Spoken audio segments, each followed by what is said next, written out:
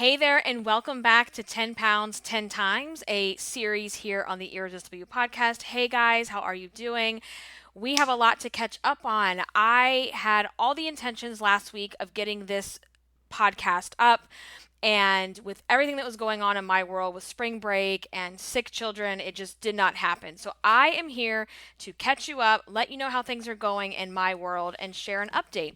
And if you're tuning in for the first time, this is a series that I have just started doing within the Irresistible You podcast, where I am chronicling my real time weight loss journey with you guys as I try to get this weight off for the last time after my second child and all the things. So let's just get into it because I have so much to cover.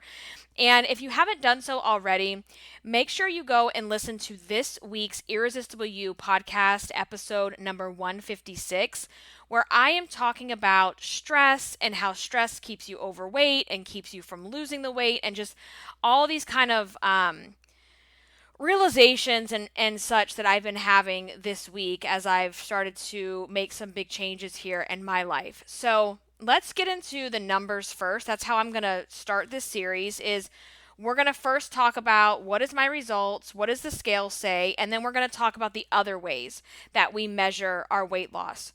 Because weight loss is not just measured in the pounds that you're losing. It's also measured in your clothes. It's measured in how you feel, your emotions, your mental state, your physical state. There's so many non-scale victories. And I want you guys to understand that weighing in and looking at the number on the scale is only one component in all the data pieces that you have in your personal weight loss journey. Okay, so let's just dive in first with the numbers. Okay, all right, so 10 pounds 10 times, you guys know that's how I explained it in the introduction episodes. If you're wondering why the podcast is called that, you can go back and listen to that at your own time. But right now, we are in the decade of the 230s, and I have said it and I will say it again. My goal and intention is that when I leave that particular decade, I have no intention of returning. And I have no reason to return. There's literally no reason for me to ever come back to these weights. So, right now, we started in the 270s and we are now in the 230s. And the last time I came on the podcast with you guys, I had weighed in at 236.6.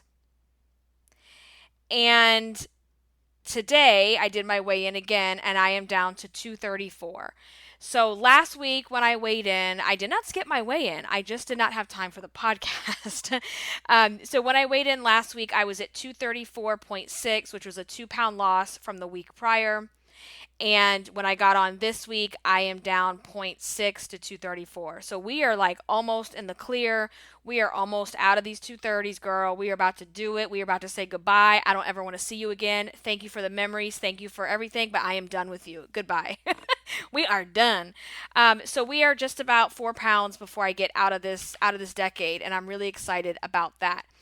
Now, let's talk about some other things. So, I feel really good. And I shared this in the main podcast episode. And I said in that episode that I feel good not because I'm losing weight consistently. I'm losing weight consistently because I mentally and emotionally feel better. And that is really key for you guys to understand, that it's not the weight loss directly that's going to change things for you. You have to change you first. And I always say it that, weight loss does not begin in the kitchen. It does not begin at the gym. It begins in your own mind and managing your mind, managing your emotions, managing your stress. And I was thinking back to, okay, we've had 2.6 pounds lost since we last chatted. So that's 2.6 pounds in 2 weeks, and that's a pound a week, guys. And I was thinking, okay, what has changed? What am I doing differently that I wasn't doing a month ago? Because over the past, 6 to 8 months, my weight basically stayed the same. So what am I doing differently in these last couple weeks, last month or so.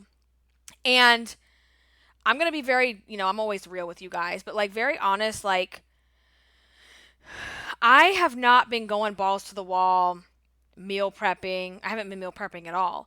Meal planning, tracking, journaling, measuring. I actually haven't been doing I haven't been doing that at all, to be honest with you. I have just become more intentional.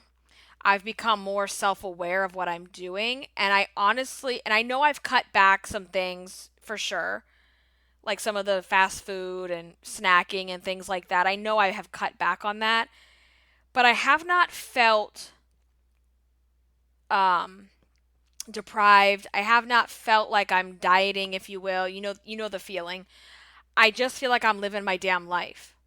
And the times that I have been the most successful, like when I was losing all the weight after my daughter was born, the, and the weight stayed off until I got pregnant again.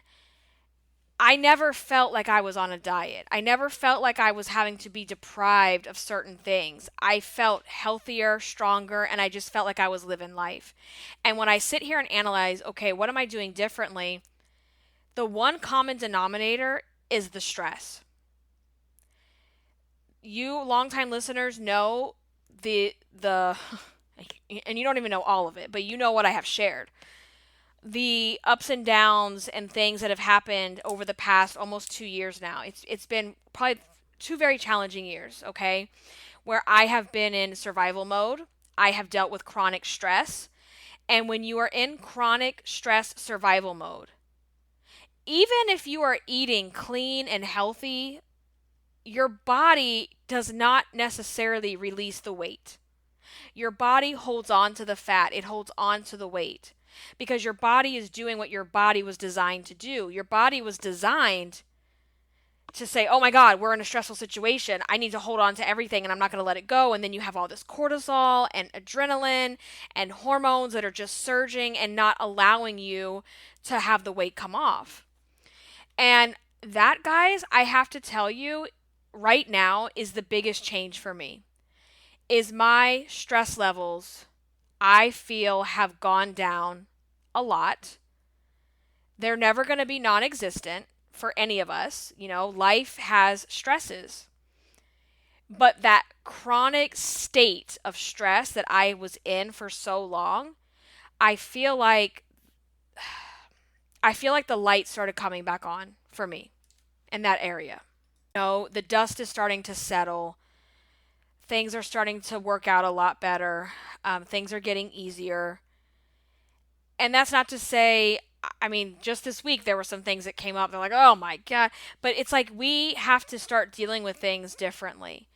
And I am using this time while the stress has gone down for me in certain areas to really take a bigger look at how much it impacts our physical, mental, and emotional state and health.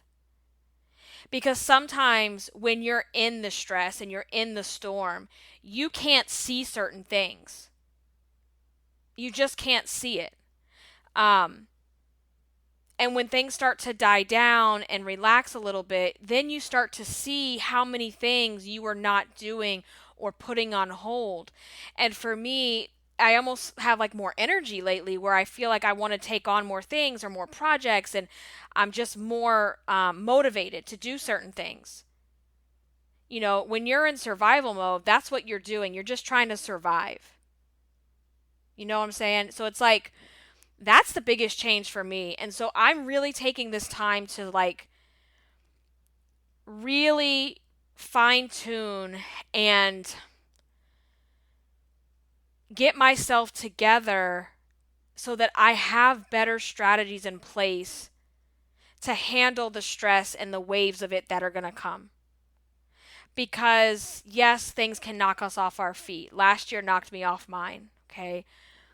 Things unexpected like that can happen. But we have to have foundations and plans in place of ways that we are releasing that stress. And when you have held on to something and there's been one thing after another for so long, it's almost like you get used to it. You get used to the heaviness of it. You get used to, and when it finally goes down, it's like this release where you just cry and you're like, I can't believe I was carrying all that. How was I doing it? And when you have that cortisol that's just shooting through your veins all day long, right? And that adrenaline, no matter what you do, your body cannot do the things it needs to do to take better care of itself and to release the weight. So, right now, guys, that's my secret. It's not a secret. It's like I have just got to a place where my stress levels have gone down. And I think naturally my body said, oh God, okay, we can rest a little bit here and let's let go of some of this. And so now it's time for me to really step it up with my activity, with my meals, okay? Because life is busy, life is crazy at times, and if you don't prepare and plan and and get intentional about it, that's how you end up in the drive-through. That's how you end up with the DoorDash. That's how you end up overeating because you're hangry. And I don't want to do that. I don't want to have those same cycles, right? So for me, that's just where I've been at the last couple weeks, okay? And now that I feel like I can breathe more, I feel like I can see the light, now I can say, okay, let's focus in and really get this going. And not just for the weight loss component, for the health, for the mental health. Like even my brain feels lighter, less foggy. So there's that. And I know I had a couple questions that had come in from the first episode saying like, hey, can you share some of your meals, some of your food ideas, meals, da da da da. And I want to address that for a second. And I certainly can, and I will. But I just want to address that line of thinking for a second. The moment we find out someone's on a weight loss journey and we realize they're losing weight, what do we say? Ooh, what are you doing? Ooh, what are you eating? Ooh, how are you doing it? Because we have that curiosity. And a lot of times we have that curiosity from a place of, well, I'm just going to mimic what she's doing so then I can have the same results. And I just want to caution everyone about that way of thinking. Because what works for me may not necessarily work for you, and vice versa. Because it's not, and that's what I want everybody to wrap their head around, that this is not just about weight loss. When you are on a, let's call it an irresistible you journey, when you are on a journey like that, the weight loss component is only one factor in the whole journey. And, what I eat and consume is not necessarily going to work for you. It just won't. Every single body is different. I want to challenge you to think about, instead of first jumping to, well, what are you eating and how are you, what are your meal ideas? What are your snack ideas? What is this? What is that? What is your workout? I want you to look at people and say, how are they showing up every day? How are they taking care of themselves outside of what they eat? How are they feeling? Because I think it's just such embedded diet culture of like, ooh, I want to know what she's eating. Ooh, I want to know what her ideas are for her food. And it's not that we can't share those things, because we can. I just want to point out where it can get dangerous into that like diet culture, keeping you stuck on the yo-yo diet shame cycle. Because then you go and you try whatever someone else is doing and then it doesn't work for you. And then you end up on that same cycle of like beating yourself up and falling off the wagon and blah, blah, blah. And we don't want to do that. We want to find things that work for us, that work for our bodies, that we are willing to do the rest of our life. You should not be doing anything that you're not willing to do for the next, 40, 50 years, however long you're going to live. You should not be doing anything that you're not willing to do forever. Period. you know, and that's why these other grapefruit diet and what is it, special K diet, all this stupid shit that used to exist, it doesn't work. It doesn't work in the long term. So just think about that. Really think about that, okay? I think what's more important than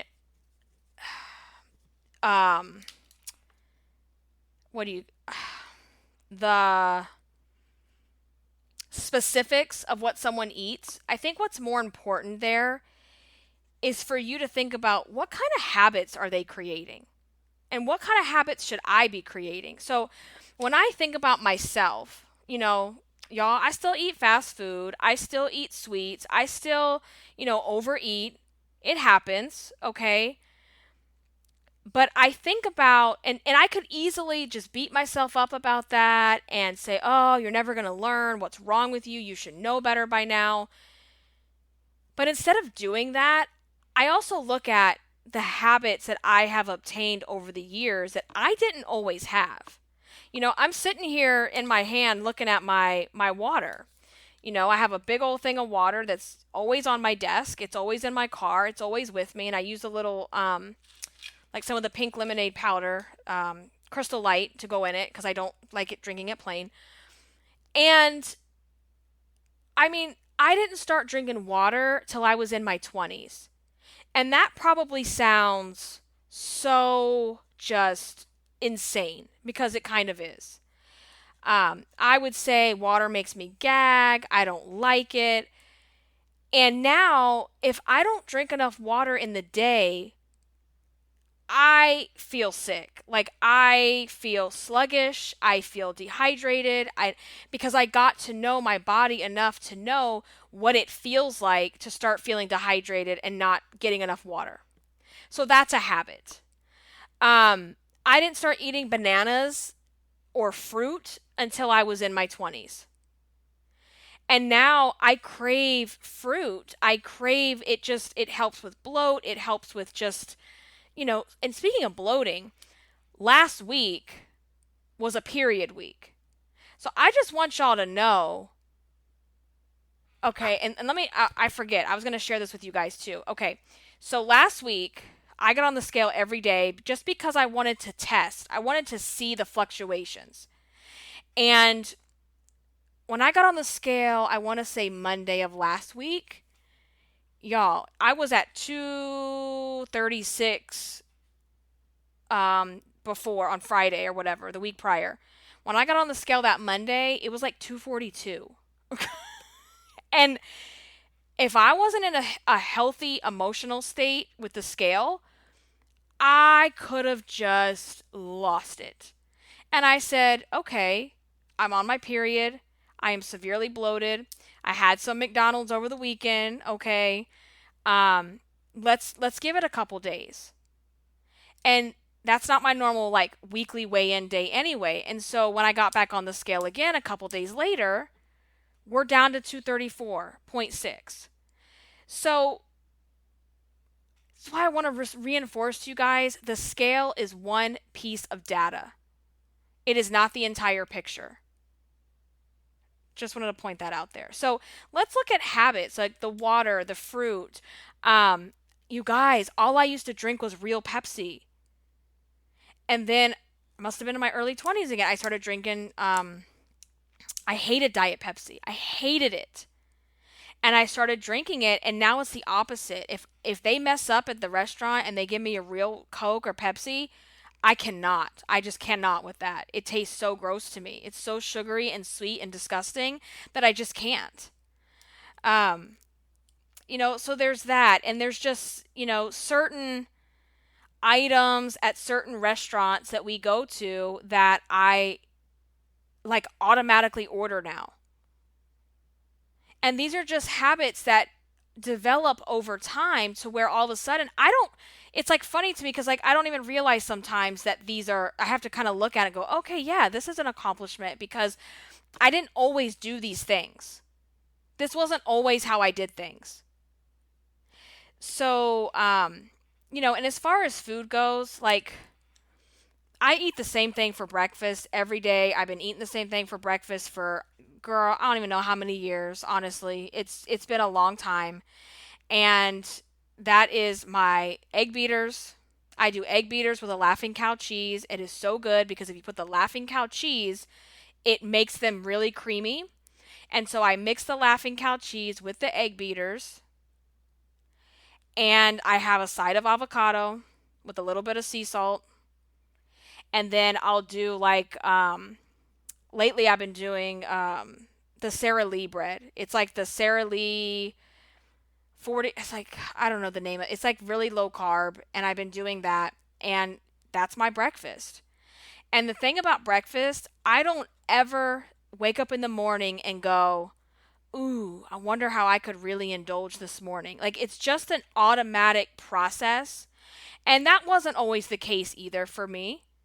That's been years in the making. And so that's another one of those habits is I just developed a breakfast that is a go-to. It's easy. I make it at home and I just go about my day. And I don't think about it. Now, lunch and dinner, I'm not quite there yet. So I used to be there for lunch and I want to get back into this. So for lunches, I used to every single day, and this is easier for if you work from home. It's a lot easier for me because I do work from home, so I have everything here to just go to the kitchen. But for lunches, I would do like a salad with spinach and arugula, and I would get the Purdue. It's called like Smart Chicken. I don't know the exact name, but it's Purdue. It comes in a bag. It's frozen, and they're chicken tenders. I just can't sometimes do the grilled chicken on my salads. I don't know. It's you got to ease into things, right? I really like these chicken tenders, and they're very they're a lot healthier. They don't have a lot of breading. It's just enough, right? And so I will heat those up and then put it on a bed of spinach, arugula, like mixed greens.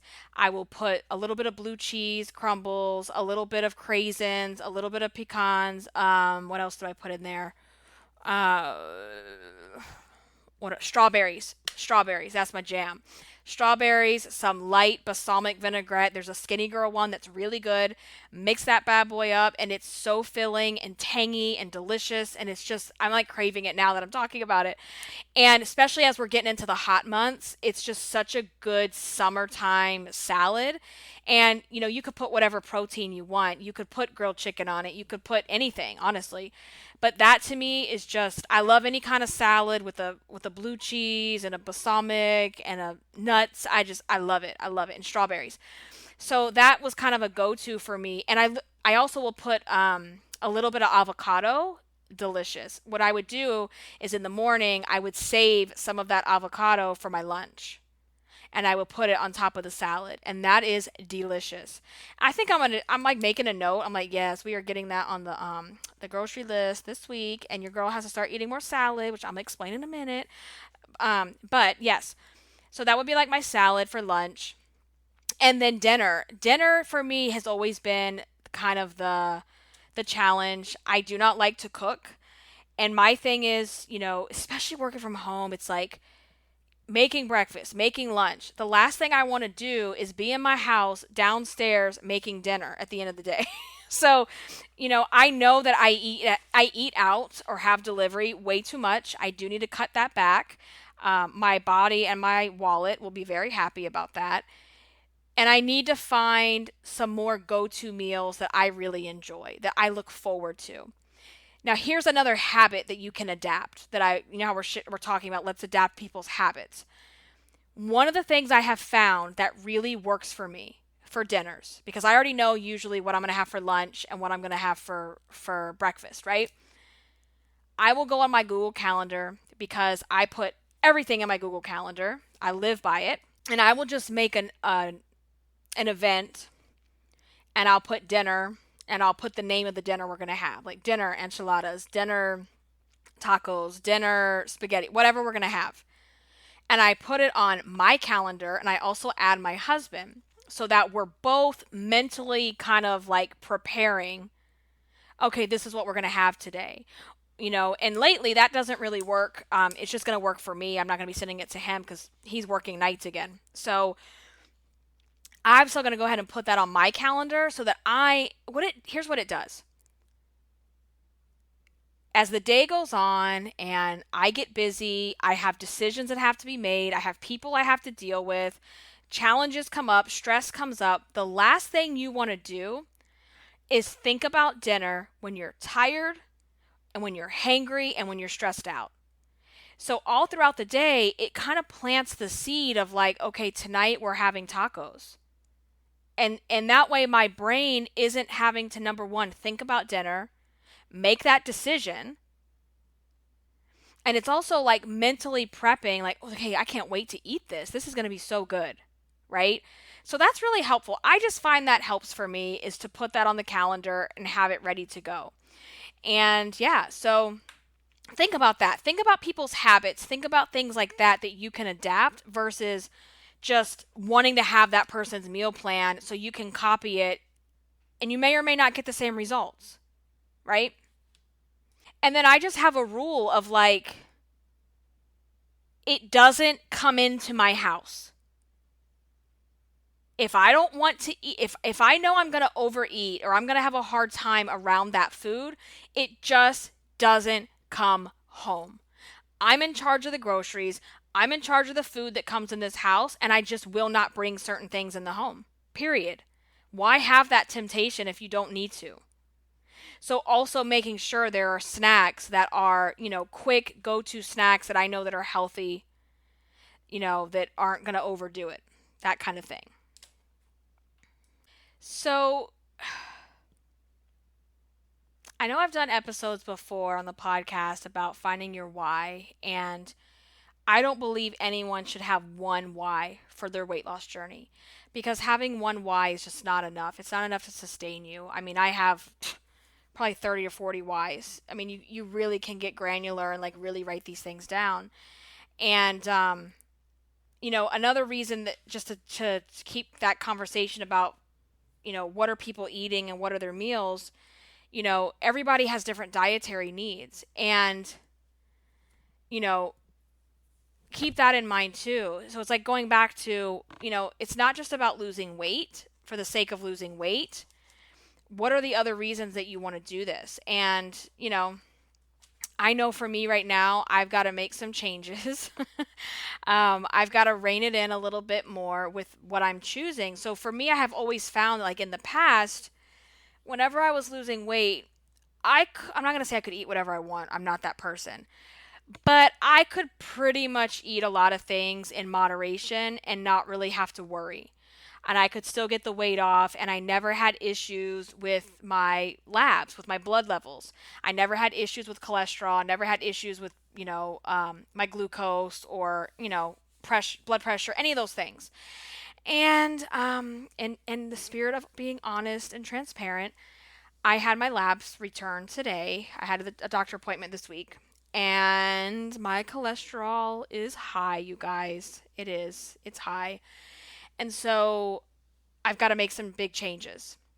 And also my A1C was 1 point over where it should be.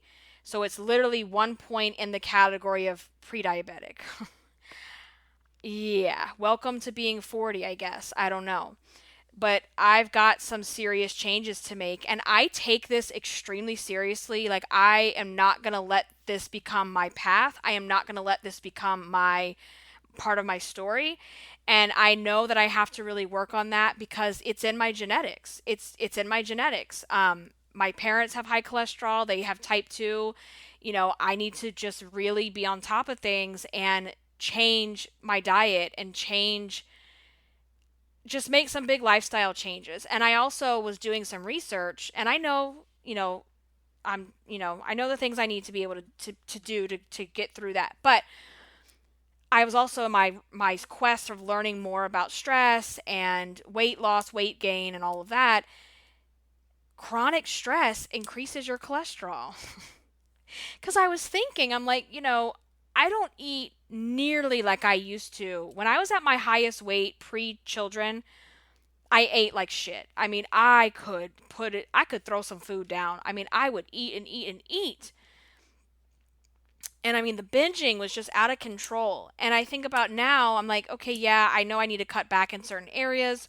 However, I've never had an issue with cholesterol, and I know some of my lifestyle choices are contributing to that. I'm not naive to that at all, but I also do believe a lot of this chronic stress over the past year has not helped the situation. So, that is something I'm going to be actively working on. What I'm going to start with first is just making sure every single day there's exercise. And by exercise, guys, we don't have to kill ourselves at the gym. Right now, for me, exercise is walking. I love walking. Just getting outdoors, and the outdoors helps your mental state, your emotional state, and it helps your body. Just moving my body more, continuing to, because the more I get the weight off, it's going to help with those numbers. And the more I start to make better choices, like incorporating my salads again and those things, will help get my numbers down. And that's my goal. And you watch, I'm going to get those numbers down. And that is another reason why what works for me may not work for you. Because if someone, let's say someone is a type 2 diabetic, or they're type 1, either one. And so, you know, they need to eat, especially a type 2, needs to eat a very low carb diet. Sometimes when you eat a low carb diet and you're having more meat and more cheeses and things like that, it spikes your cholesterol. And so someone who needs, see what I'm going with this? Like, everybody needs to personalize their meal plan to meet their own health needs. So I hope that helps. I hope this whole thing was helpful. So I am, I'm tightening up them reins, y'all. I'm going to start walking more. I'm going to start prepping my meals more. I'm going to start just really being more conscious of what I'm eating, and like actually looking again and kind of reanalyzing some of the things that I'm doing or have been doing for a long time. Because like I said, this month I've just kind of like relaxed a little bit with the stress, and I know I've cut back in some areas. So now it's time to like, let's tidy up the house. Let's get this together. And that's what we're going to do, because I plan on being here a very long time. I want to be here with my kids. I want to be healthy for my kids. I don't want to have to take medications. I want to be the best version of me that I can be. And I can't be the best version at this weight, at these levels. I just can't. And so I think we can maybe talk about that next week, is also thinking about like the reasons why you want to lose weight. Why is this important to you? And getting away from, I just want to lose weight so that I'm accepted. I just want to lose weight so that I'm not the fat friend. It's like, okay, but you got to have more to it than just that. Like, come on, guys. So I think that's going to wrap things up. I'm going to keep doing what I'm doing and making some improvements, making some adjustments. Let me know what you want to see from me, not only on the podcast, but I really want to get more into like sharing some of this on my Instagram as well, and just getting more involved that way, because I feel like the last couple months to a year, it's been a lot. So anyway, I wish everybody the best. Keep doing what you're doing. Keep pushing. Keep striving. Keep trying to become the most irresistible version of yourself. I will catch you in the next episode. Until then, stay irresistible. Bye, guys.